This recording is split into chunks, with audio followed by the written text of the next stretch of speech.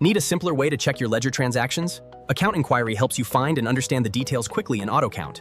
You can watch this video to understand it step by step. So the first report system required to show is the ledger report. So all the report related to account is fall under this GL. All the report, okay, is fall under here.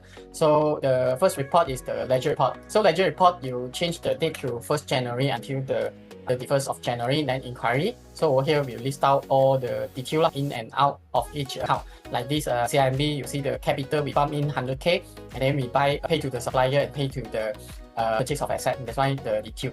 And 100k minus all this, we get the balance 88,500. And you see this ledger here, we can preview, we can print, and then got a lot of formats we can choose.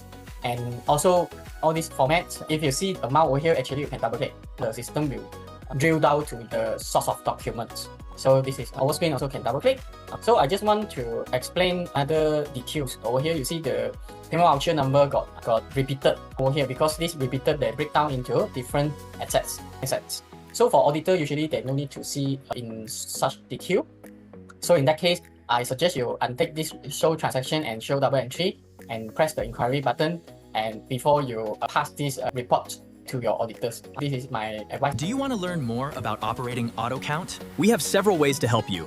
If you want to learn AutoCount system more systematically, we have classroom training, online training, and one-to-one teaching.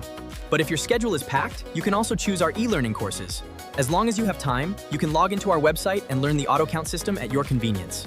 But if you are not sure which option suits you best, you can message me privately and I can give you some advice. Thank you, everyone.